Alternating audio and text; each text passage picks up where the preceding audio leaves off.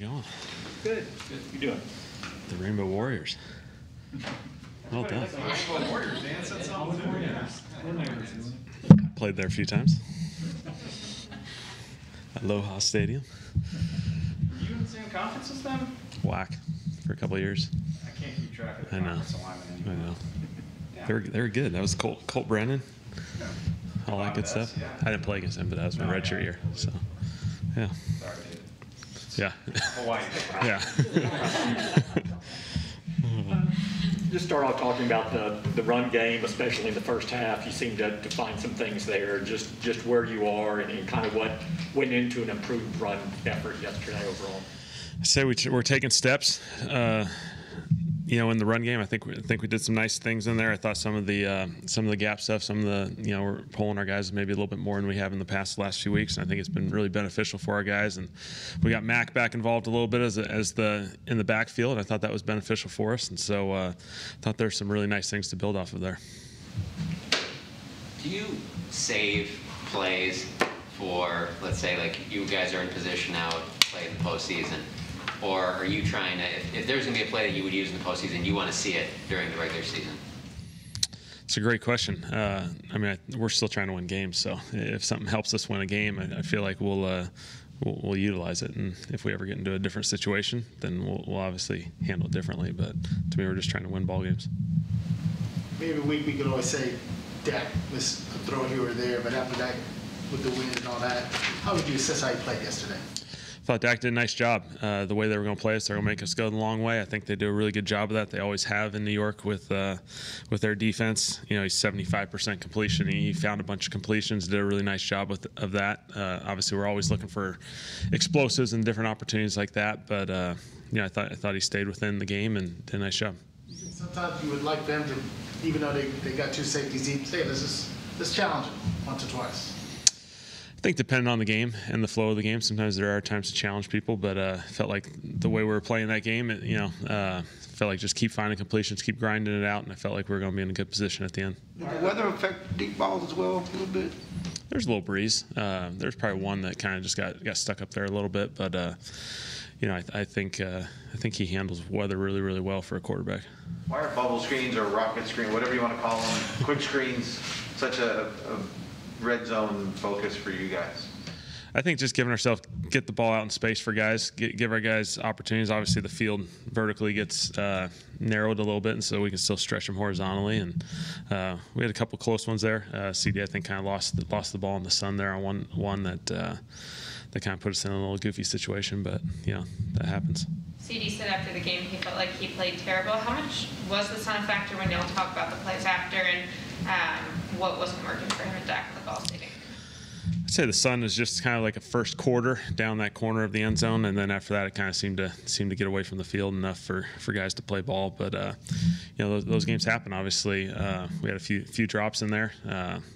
You just got to keep playing, keep responding the right way. You're going to get more opportunities as the game progresses, and I think we can all just keep working through that. What are they doing to take Amari away? He didn't get a lot of targets yesterday. Yeah, I think he had 5 targets probably. I thought they kept the shell on top. Really both edges. A lot of our completions were in the between the hashes and between the numbers specifically, and so I think that was where our opportunities presented themselves. And so, obviously, a game like that, you end up seeing Schultz gets a number of catches, CD gets a number of catches. They end up being a little bit more of that check down. CD or TP and Zeke had some more, and so the perimeters they kind of stuck the shell on top of that, and so. We're always trying to get opportunities for those guys. We feel great about them, and if the opportunity presents itself, we'll take advantage of one-on-ones outside. Why was Sunday the right time to go back to Connor McGovern at left guard, and what did you make of how that worked out? I think it was a really, really good opportunity to get a full week of practice. Connor Williams get back in there at left guard. I thought, what McGovern brings to the backfield is really special, and he does a great job of it. And so I think we're in a really good place. And so continue to progress with these guys. And obviously left tackle, we kind of had Terrence and Ty both play just because Terrence hasn't played a ton over there. Ty's kind of been, always kind of played left tackle. Terrence is kind of mostly right tackle. So we felt like playing both those guys over there gave them an opportunity to kind of both platoon. They kind of had a nice balance there and let the other guys roll. On the Schultz touchdown, were you hoping that Connor McGovern would have got that? Yes. Yes, I think everyone wanted it, but they covered McGovern. So, it happens. Maybe we'll see if we can get another one. Sorry, there was a pretty big disparity between Schultz's production the first 6 games and the next 7. I understand what you said about coverage yesterday, but is there a reason for that disparity, and is that something that you need to try to intentionally work into what you're doing regardless of the coverage? Well, I think we always want to get guys, we always talk ball distribution, trying to get a lot of guys involved in the game. And, it's something probably for myself, I'm always trying to find different ways to get guys the ball and, get guys out in space, get guys opportunities, touches, because, that's what we want. I think we had 9 guys that touched the ball in this game. And so while there's guys that, hey, you'd love to get Amari more touches, we did get the ball distributed around. And I think that's an important aspect. Defense is going to play us a certain way, but we still want to get the ball to all our different guys. And, this game presented Schulte a lot of opportunities inside, and so, those guys, we want them to get the ball. This is, I apologize for basic, football 101, but people always say you want to attack the defense in a way that makes them switch up. Is it fair on some level to think that defenses are just unwilling to change the way they're playing? It doesn't seem like they're presenting you with a lot of different looks regardless of whether or not other things are working. I'd say, we're being tested of our patience a little bit at times lately, and so I think this game was a great example. I know it wasn't fancy by Dak, but I thought he kept finding completions, kept doing a good job. Do we want to finish a couple and get a few more points out of those? Absolutely, but I think you sometimes you're going to test your patience, and eventually, if the script gets flipped, then let's take advantage of opportunities outside. Not so much, not really this game in general, but like. If a team is presenting that to you just too high all the time, doesn't want to give you those looks, is there an effective way to shake them out of playing that way? Well, I think obviously they're giving you opportunities to run the football, and they're going to make you go. In general, they're going to try and make you go the long way. They're going to try and create 8-10 play drives and hope the offense at some point slips up, and then they get you behind the sticks. And now it's a challenge to make large chunked plays when they play too high safeties. And I think it's obviously a little bit of a trend across the league. Everyone's kind of seems to be a very common approach by a lot of teams, and so sometimes it's to make you go the long way, and you got to be willing to do that. And at the same time, still aggressively, when you do get those opportunities, take them. And, when they do give you one-on-ones, you got to be ready to take them. Dak was saying on that turnover he had in the fourth quarter, that was an example of him being a little greedy, going for something.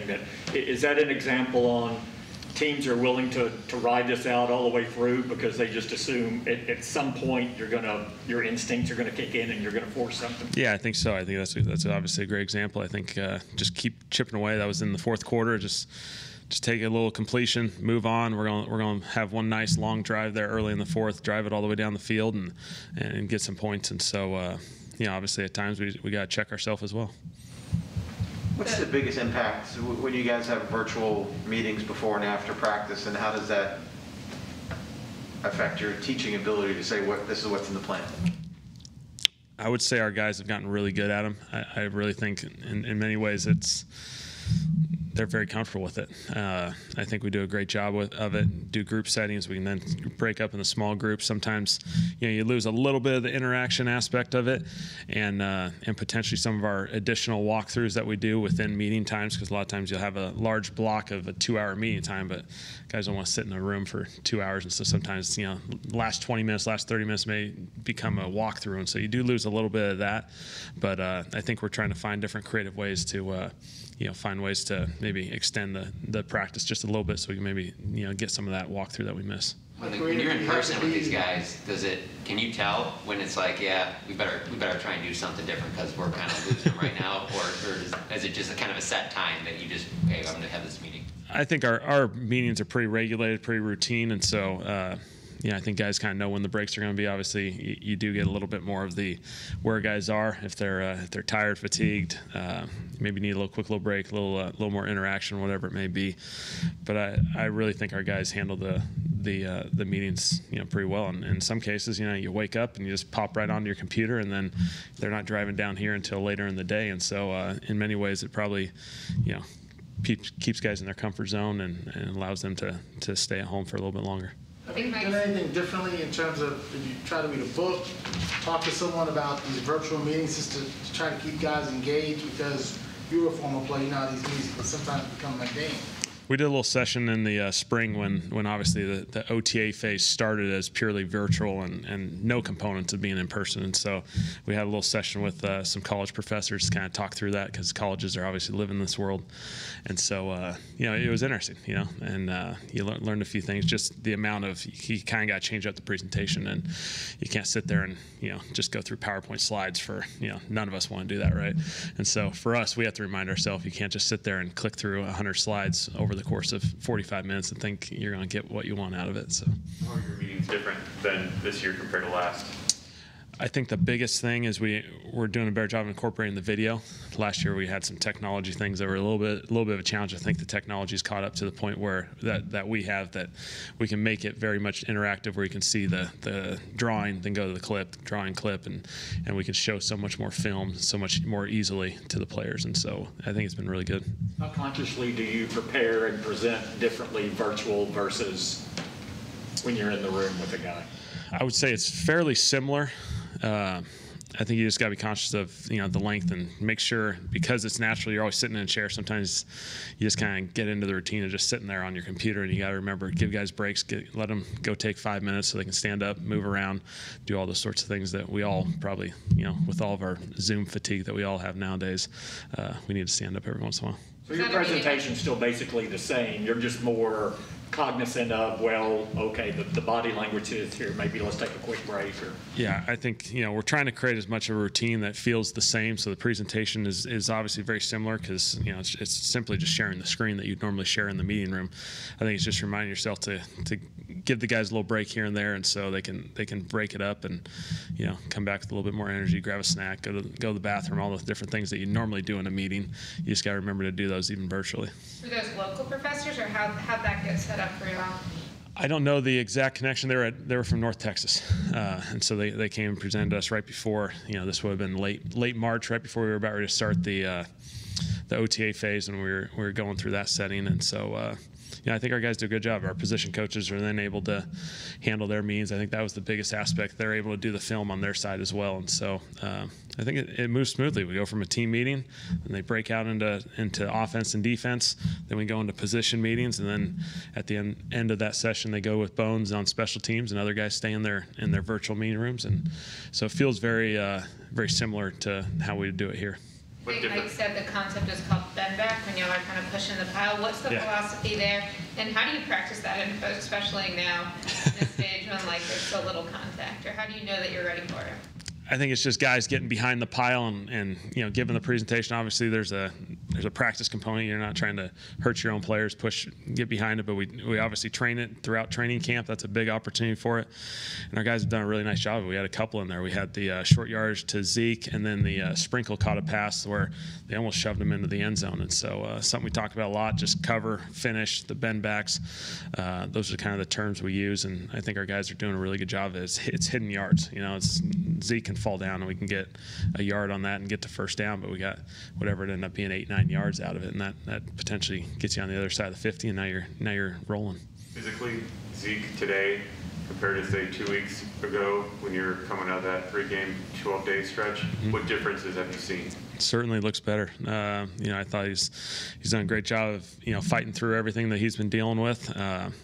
3 games in 12 days is really hard on people, and then when you're putting in injuries, it's really a challenge for everyone. And so he's done a great job. You can see the last couple weeks, you can see the steps that he's making, and he just looks so much more confident out there and comfortable out there playing. He kind of got the brace going, and I just think he's really comfortable right now. But Tony, are there times with this foot you have to say, can you make this cut on your left foot and you run that play? I think our approach to that game was really, we're just going, if he's ready, let's go. And obviously he's going to work with the trainers throughout the whole process. If something comes up that needs to be addressed or the plan changes, then we obviously just got to communicate about it. But, we felt very comfortable with him being able to go out there and play. And obviously, he showed that he was more than ready to play and took advantage of it. There are a few plays when Dak was kind of escaping the pocket, throwing on the run, getting the completions. Was that an element of his game that had been lost or less used in the last month? And if so, what did it mean to see that? The scramble phase, obviously, is something we've emphasized here. I thought this game presented a couple opportunities where guys did a nice job of it. something probably we just had missed maybe some opportunities the last few weeks on those things. I think those are important aspects of the game where, hey, you want the play to go perfect. If it gets a little jacked up in some form, we got to be ready to get to the next phase of it. By time, receivers got to be able to adjust to that and get to the open spots. Let's go. Thanks. Yep.